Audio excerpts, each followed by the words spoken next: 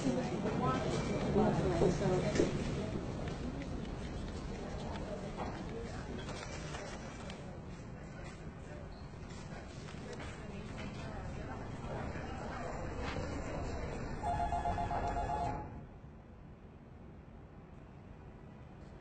they're in the elevator.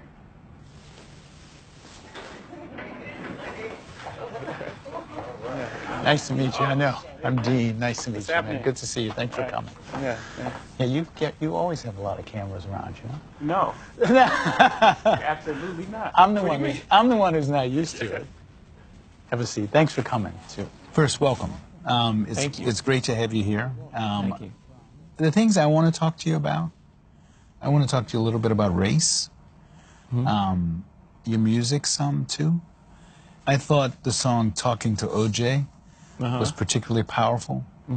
I took the message as you can be rich, you can be poor, you're still black. Who were you speaking to? Who did you want to listen to that and be moved by it? It's a nuanced song, you know. It's like I'm specifically speaking to us and about who we are and how do you maintain a sense of self while pushing it forward and holding us to have a responsibility for our actions. Because in America, it is what it is. And there's a solution for us. If we had a power base together, it would be a much different conversation than me having a conversation by myself and trying to change America by myself. If I come with 40 million people, it's a different conversation, right? It's just how it works. I can affect change and get whomever in office because this many people, we're all on the same page. Right? So as a conversation, it's like, I'm not rich, I'm OJ. For us to get in that space and then disconnect from the culture. That's how it starts. This is what happens. And then you know what happened? You're on your own. And you see how that turned out. Okay. That's why that's the line. Yeah, the pregnant pause. It's like, okay. Was it a reminder, too, that the thing OJ forgot, maybe? Is that as rich as he was, as entitled as his life was, he was reminded very forcefully when he became a subject of a racial debate that he was also a black man, whether he accepted that or not. That's right. Was it also that message? Yes, absolutely. And for us, like I'm saying, to speak to that point is, don't forget that, because that's really not the goal. The goal is not to be successful and famous. That's not the goal. The goal is, if you have a specific God-given ability, is to live your life out through that. One. And two, we have a responsibility to push the conversation forward until we're all equal. Until we're all equal in this place, because until everyone's free, no one's free. And that's just the fact. When you are as amazingly successful as you are, your kids will live in a very different world from the world you grew up in. How do you go about making sure that they understand the world you grew up in? There's a delicate balance to that, right? Because you have to educate your children on the world as it exists today and how it got to that space. But my child doesn't need the same tools that I needed growing up. I needed certain tools to survive my area that my child doesn't need. They're growing up in a different environment. But also they have to know their history, have a sense of what it took to get to this place, and have compassion for others. The most important thing, I think, out of all this is to teach compassion and to identify with everyone's struggle and to know these people made these sacrifices for us to be where we are and to push that forward for us. I believe that's the most important thing to show them, because they don't have to know things that I knew growing up, like being tough. Like, do you worry at all that as much as you will teach them history, and as much as you yourself is seen as an important figure among black people in America, that there's something they'll be missing? Or do you think that's silly, in fact, that they have so many advantages that that's like too negative a way of approaching Exactly. like they'll be who they are, right? And it's just certain tools that you would hope for your child to have. You know, like, again, fairness and compassion and like empathy and a loving heart. And those things translate in any environment. Those are the main base things that you want. Well, for me, I would want my child to have. You know, to treat people as they are, no matter who they are, no matter where they sit in the world. Not to like be super nice to someone at a high position or mean to someone who they deem to be below them. I can't buy you love. I can't show it to you. I can show you affection, and I can, you know, I can express love, but I can't put it in your hand. Right. I can't put compassion in your hand. I can't show you that. Right. So the most beautiful things are things that are invisible. That's where the important things lie. For me, as a black man of a certain age, when I was a kid, O.J. Simpson was God. I'm Yeah. 61, so I was a little kid when he was. Do you expect black people and white people and young people and old people to hear different things in your music? I'm sure I heard some things in that song that you may not even have thought of, because I'm a different generation. What do you want a young white kid to hear in that song that maybe a young black kid would not hear? That's a great question. I think when you make music, you want people to hear it and hear different things, and then you want it to start a dialogue, because that's how we get to understanding.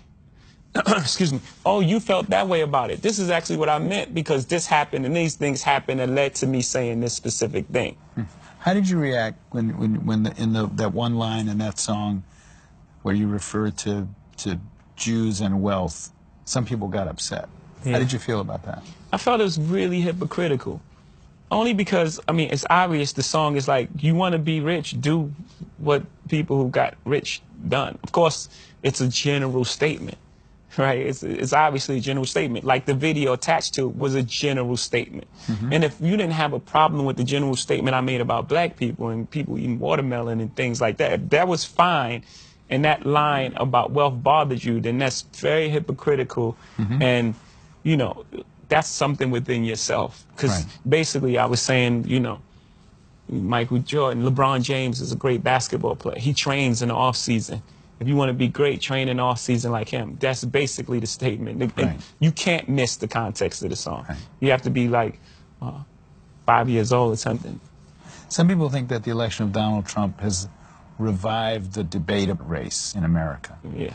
Some people think that, in fact, there's always been racism in America, that it hasn't changed, and that the debate isn't any different, it's just people are paying attention to it. Yeah, there was a great Kanye West line in one of the songs. He said, racism's still alive, they just be concealing it. Take a step back. I think when Donald Sterling got kicked out of the NBA, I thought it was a misstep. Because when you kick someone out, of course he's done wrong, right?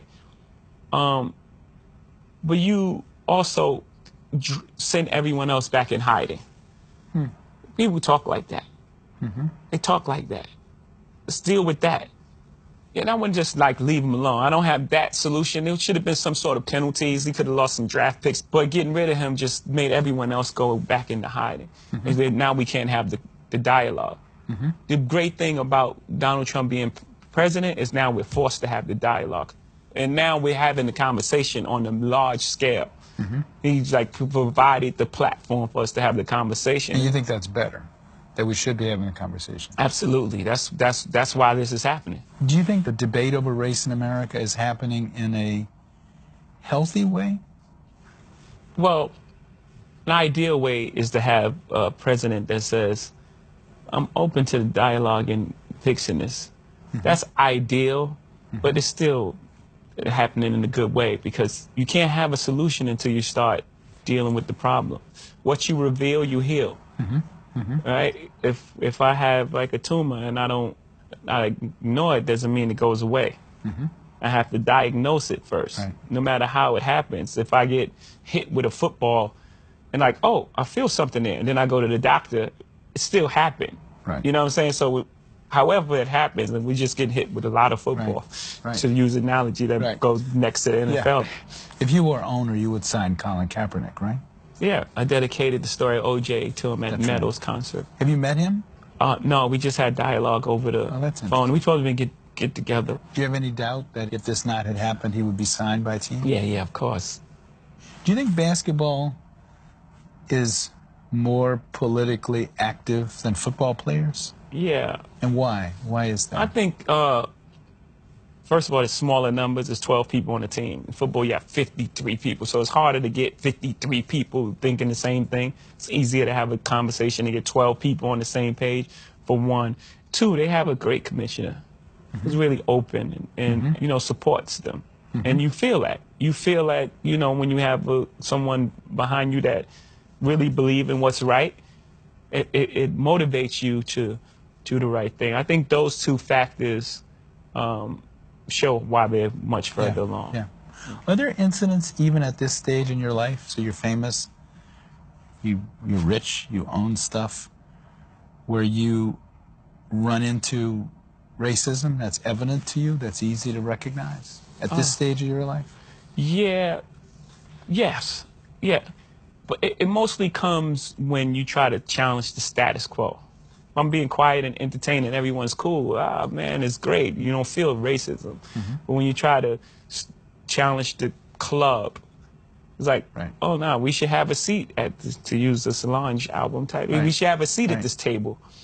And then it gets into a space where it's like, wait, you guys are mad at me about the same thing you guys are doing. And it's just, it gets into a weird space. Are you in meetings now in your business life where you're the only black man in the room? Well, when I was doing the Nets, I was definitely the only black guy in the room. And what was that like? Describe that. It's strange, but at the same time, I think that in that room, my celebrity allowed me a voice that probably would have been awkward for someone in my position, being the only black person in the room, to break through. This album sounds to me like a therapy session. It's in the sense, have you been in therapy? Yeah. First off, how does Jay-Z find a therapist? Not in the phone book, right? No, dude, great friends of mine, you know, friends of mine who've been through a lot and, you know, come out on the other side as like whole individuals. What was that like being in therapy? What did you talk about that you had never acknowledged to yourself or talked? I grew so much from the experience. But I think the most important thing I got is that everything is connected. Every emotion is connected and it comes from somewhere. And just being aware of it. Being aware of it in everyday life puts you at such an advantage. You know, you realize that, you know, if someone's racist toward you, it's not even about you. It ain't about you. It's about their upbringing and what happened to them and how they led them to this point. You know, most bullies bully. It's happened. Oh, you got bullied as a kid, so you're trying to bully me. And I understand. Right. And once I understand that, instead of reacting to that with anger, I can provide a softer landing. And maybe, oh man, are you okay? I was just saying, there was a lot of fights in our neighborhood that started with, what you looking at? Why you looking at me? You looking at me? And then you realize, oh, you think I see you. You're in the space where you're hurting and you think I see you, so you don't want me to look at you. And you don't want me to see you in such a you don't want me to see your pain. You know, so you put on this shell of this tough person that's really willing to fight me and possibly kill me because I looked at you. You know what I'm saying? Like, so knowing that and understanding that changes life completely. Was that a moment that came from therapy? Yeah, just realizing that, oh my goodness, these young men coming from they're just in pain. But you have to survive. So you go into survival mode. And when you go into survival mode, what happened? You shut down. You shut down all emotions. So even with women, you got shut down emotionally, so you can't connect. And then now all things happen from there. Infidelity. You can't connect because you can't connect because of the way you feel about yourself, you mean? Yes. In my case, like it's deep. Right. You've bared your soul so much, not only in this album, and I mean, you can sort of see the evolution of a person in your music. Part of me would think, oh my God, I got to talk about my marriage, I got to talk about my mother, I got to talk about my other ancestors. Part of me would think that would make me nuts. Does it make you nuts, or do you feel like the heart of your art and storytelling is to tell the story of your life? That's who I am. And I've done it from the beginning of my career. Two things, you know. One, no one knew the characters, so it wasn't as impactful, you know. And two, it wasn't coming from a place that was as evolved. And it's very difficult. You know, it's hard. It's hard to hear songs back. It's hard to perform songs. But I feel it's the most important work that I've done, and I'm very proud of it. And the effect that it's having on people, and even like the studio sessions, you know, we were having 4-hour conversations after playing one song. I learned so much about people that was around me, just my friends. I learned things about them that I didn't know that in 20-year relationship just from this one song. So I knew it would have that sort of impact beyond myself. It's my responsibility as an artist to go to these places. Did your wife's own confessional album, which came out first, make it so that you had to be even extra confessional? I mean, in other words, it would have been hard after her album, which talked frankly about you guys to like have an album to come out that would be about some frivolous anything. Yeah. It actually started out, we were working on material together, and it became Lemonade. Yeah. You know, she went off and did her thing, and it was like, it just felt like she should go first, and she should share her truths with the world. So it wasn't based on I have to say something because of this album. It wasn't even like that. It's just really honest. But you probably couldn't have gotten away with, okay, you do the album Wife that talks about our pain. I'm going to go do an album that talks about, you know, my love of art. You never know. Right. Well, I think it turned out for the best. I think, but you just never know, because people like to be entertained. Again, back to our president. You know what I'm saying? Like, you would think, man, after the composed manner at which Obama stood at that podium, the dignity he brought to that place, that this couldn't exist, but it does. Do you have any disappointments in Obama? There are people who say the expectations of him as the first black president was so great. He was supposed to get rid of racism and fix everything. Is that unfair? Do you think, did he live up to all of your expectations? Yes, because all he could do is the best he can do. He's not a superhero. And it's unfair to place unfulfillable expectations on this man just because of his color. You're actually doing the opposite. It's like, what do you think is going to happen? He's there for 8 years. And he has to undo what 43 presidents have done in 8 years. It's not fair. What do you think of the state of, I'm not going to say just black leadership period, on the things you care about in the country? Who do you like look at and say, this man or woman speaks for the things I care about? It's going to be funny, but I find it funny, but my leadership, I like Dave Chappelle's leadership. Go ahead. You know what I'm saying? You're going to vote for Dave Chappelle for president? Because he tells it in humor so you can deal with it, but it's always a nice chunk of truth in it. Is there a part of you, because you have a certain amount of money, that gets a little more conservative? Or has having money not changed your politics? No, no, because I believe in people. You know, I want what's best for people. I love people. You know, so I don't have that sort of thing like I want to vote Republican just to save more money. That's not the end game. It's not about who got more money and who got more houses. Yes, you know, you've earned it. Buy what you want. You know, but don't forget what's important. Without people, and being rich would be very boring. No one to share with, no one to have. You know what I mean? Like, you just be a rich person, one person on the planet, just like, well, then what do you do? When I heard this latest album, and then I thought about the earlier albums, one theme is sort of reaching the promised land. You know, you've acquired influence, and not just money, but your life is good.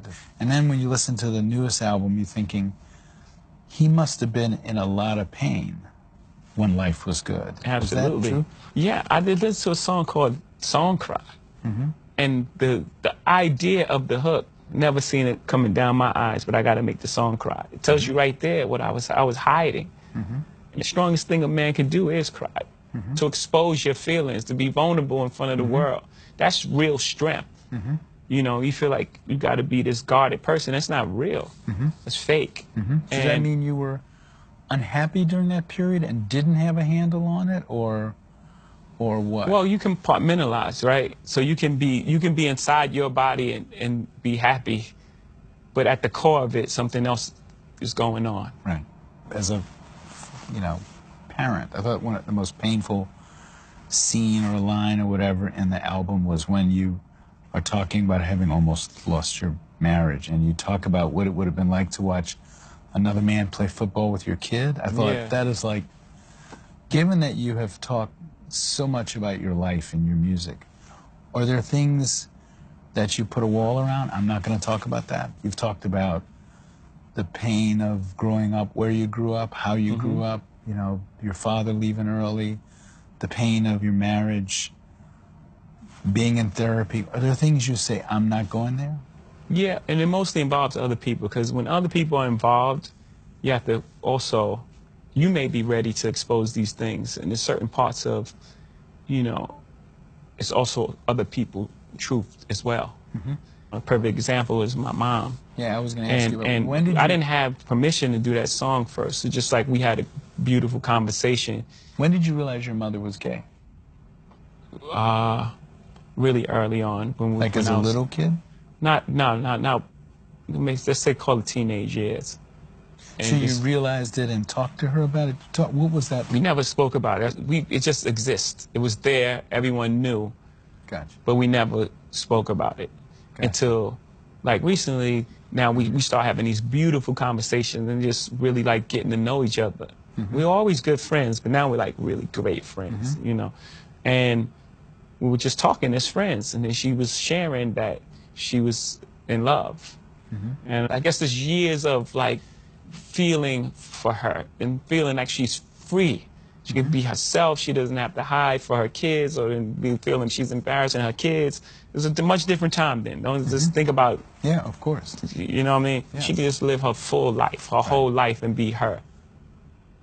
Will this get harder over time? Like, you know, as a young man, your music was the way a lot of young rappers are. It's like, you know, the violent life. You know, if that's chapter 1 of the autobiography, chapter 2 of the autobiography, I'm oversimplifying this, is like, now I'm really rich, I have a lot of stuff, let me tell you how cool that is. And then chapter 3 of the autobiography is, oh my God, I'm like run myself into the ground. What's chapter 4? 3 is, oh my goodness, oh, the most beautiful things are not these objects. The most beautiful things are inside. The most beautiful things are the friendships I have really like golden friendships that, you know, most people don't have. You can have all the watches and paintings in the world. You don't have a friend like friends like I have. The friendships I've acquired and the compassion and the person I've become. Like that's what this chapter is. You know, and the conversations with my mom. Those are the real enriching experiences. Will you have the same adventures in your life? Will you have the same stuff to write about? Or maybe you don't know. I think that rap in particular is a young man's sport, that I'll move out of that white hot space. But rap is about the gift of discovery. To be the cool person in school, you have to know the newest music, the newest dance move, have the newest clothing on. So rap is based on that. What's new? What do you, I know you know Jay-Z is good, but do you know this song right here that only 4 people heard it? Right. You know what I'm saying? And then they bring that person into the masses of pop culture, and then you have a window before saying that you are the one is no longer cool. And then you have to move past that, and you have to find a way to exist. The white hot space is when it's fresh and new, and it's like, this is the hottest song ever. Right. I mean, I push the window like You think you're still in that space? Oh, I stood in that window a really long time. And you're still in there? But still, no. I don't think people were looking to me as like the thing. Is that hard to deal with, or did you feel like, I'm okay with that because I've moved on? No. You don't want to be. Because at the end of the day, we're going to find out it's not about the white hot space, but it's about finding the truth. Mm-hmm. That white hot space, people think is the biggest thing, but it's really small. Mm-hmm. Mm-hmm. It's almost like a trend. Mm-hmm. Would you rather be a trend or you rather be Ralph Lauren? Right. You know what I mean? Like, you rather be a trend or you rather be forever. I'm the person that looked at the Mona Lisa and be like, man, that's going to be cool in 40 years. Right. Right? I play forever. Right. I play forever. And so my whole thing is to identify with the truth, not to be the youngest, hottest, new, trendy thing. Mm-hmm. One of the things you rap about also is the pain you caused the people you sold drugs to. Have you ever had conversations with people like that you caused pain to as a young man and talked about it? No, I haven't. No. What would you say to them?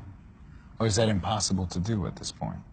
Well, nothing's impossible, right? So no, I don't think it's impossible. I guess that conversation would definitely take ownership for my part in you know, the part I played in occupying that space. Mm-hmm. Because knowing what I know now, you know, you can't sacrifice others for your life. Mm-hmm.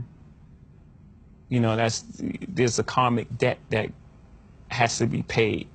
Had I had the level of consciousness then that I have now, things would have turned out differently. Mm-hmm. And just knowing that, I definitely want everyone to know that. Do black artists have a different obligation than white artists? Do you feel you have a different kind of obligation to the people who listen to you than if you were a white musician? Yeah, because I have an obligation, going back to the story of OJ, is to further the conversation of an entire race of people. Not me, all of us. But specifically me, since you're asking the question, is to open up dialogue. It's okay to think. It's okay to be smart. You know, there's a time where people was like, you talking white. It's like, what does that even mean? I know words. Intelligence is not a tribute to color. And I'm sure you've heard it growing up many times. You're speaking white. Like, what? Yeah. Speaking like I know words. And it's okay. It's fine. You know, so I have an obligation to further the conversation in all ways. You know, our stature in America, our emotional maturity, and so on and so forth. It's humbling at the same time. It's like, you know, it's what you've been charged with in life. Right. And I believe since the beginning of time, the poets have been charged with that. Like, it was the poets that's explaining the emotions and making these songs that people are like, oh, that's what I feel. Right. Are there black artists, and I won't ask you to name them unless you want to, who you think don't live up to that obligation to start a conversation about race? Do you think there are people you wish did more? And for one, OJ, right? Because that's the one that we can all identify. But yes, there are those who don't uphold their mantle, and we know how that story plays out. Would you, if you could talk to O.J. Simpson, what would you say to him if you could talk to him? I don't know. I would probably say, man, I'm sorry that so much happened to you, man. You know, people act out in this way based on their life experiences. And you know, I'm sure he's been through a lot of trauma in his life. And, you know, I think that'll start the conversation. Like, did you watch the documentary about him? By the way? I watched everyone. So. You did? Yeah, no, I did too. Yeah, it's like 8 of them on at the same time. You could read the story of O.J. two ways. You could say somebody should have reminded O.J. he was black. I could read that as a negative message or a positive message. The positive message being you're black and you should be more proud of it. The negative message is, who are you kidding? You can't escape this by joining a private country club and playing golf. Right. Which message feels the right, like the right? They're both dual messages at the same time. It's like, be proud of who you are and realize that we're gonna get further together. Right. Don't check out. You can't just you know, turn your back on the place you come from. You come from a community. Your job is to uplift it now. Or we know how it turns out. Right. Once you stop being Tiger Woods and you going on... What would you say to Tiger Woods? Do you know Tiger Woods? No, I'm not. How would you classify Tiger Woods in that discussion? Same sort of thing. That's what I'm saying. Like, you know, when Tiger was afforded the privilege of, you know, he playing golf, you know, you were protected. The minute that you're not providing for the thing, it's like now your license is on TV and it's like you're black. So now I've got to ask my one gossipy question. Talk about Kanye West and your relationship with him, which you alluded to a little bit in the album. When's the last time you talked to him? I hate Kanye the other day, just tell him, like, he's my brother. I love Kanye. I do. It's a complicated relationship with us. Why is it complicated? Because, you know, Kanye came into this business on my label. So I've always been like his big brother. And we're both entertainers. So always been like a little underlying competition there with your big brother there. And we both love and respect each other's art too. So it's like everyone wants to be the greatest in the world. You know what I'm saying? And then there's like a lot of other factors that play in it. But we're gonna always be good. You know, even if we don't. There's tension now, right? Is there tension still? Yeah. But that happens. In a long relationship, you know, hopefully when we're 89, we look at this 6 months or whatever time and we laugh at that. You know what I'm saying? There's going to be complications in the relationship that we have to get through. And the only way to get through that is we sit down and have a dialogue and say, these are the things that I'm uncomfortable with. These are the things that are unacceptable to me. This is what I feel. I'm sure he feels that I've done things to him as well. You know what I'm saying? I'm not a perfect human being by no stretch, you know. Is he as evolved as you? You sound like a... He's highly evolved. No, I think he started out in a more compassionate position than me. You know what I'm saying? I don't know if he's had the level of... I mean, I had to survive by my instincts. I'm here because I grew up a different way. And I got out of that. Right. My first album came out when I was 26, so I was already a different artist. Right. You know, a lot of people, album come out, they're 17, 18, so their subject matter is that of a 17 or 18-year-old, unless you're Nas and you like well-read and like I think his mom was a teacher or something. Like he was way more advanced for the album that he wrote. So I just grew up a different way. But she's a very compassionate person, and a lot of times you get in trouble trying to help others. You know. So I can identify with it. It's just that there's certain things that happen that it's not really acceptable to me. And we just need to speak about it. And it's just like, however the relationship evolves, but there's genuine love there. I'm trying to picture the scene when you and your wife both talked about making these very confessional, open albums. Was it difficult to say, I'm going to talk about the problems in our marriage. I'm going to talk about how we almost lost things. And for her to say, I'm going to talk about my pain and anger at you. What were those conversations like? Again, it didn't happen in that way. It happened, we were using our art almost like a therapy session. And we started making music together. And then the music she was making at that time was further along. So her album came out as opposed to the joint album that we were working on. We still have a lot of that music. And this is what it became. There was never a point where it was like, I'm making this album. I was there. I was right there the entire time. And what was her reaction to your work, and what was your reaction to hers? They must have caused I think they were pain both, for each of you, right? Of course. And both very, very uncomfortable, but sitting in that, the best place in the, you know, a hurricane is like in the middle of it. Yeah. We were sitting in the eye of the hurricane. Maybe not use hurricane because so many people are being affected right now, but the best place is right in the middle of the pain. And that's where we were sitting, and it was uncomfortable. And we had a lot of conversations, you know, and really proud of the music she made, and she was really proud of the art I released. And, you know, at the end of the day, we really have a healthy respect for one another's craft. I think she's amazing. You know, most people walk away and like divorce rate is like 50% or something because most people can't see themselves. The hardest thing is seeing pain on someone's face that you caused and then have to deal with yourself. Yeah. So you don't, most people don't want to do that. Yeah. You don't want to look inside yourself. Yeah. And so you walk away.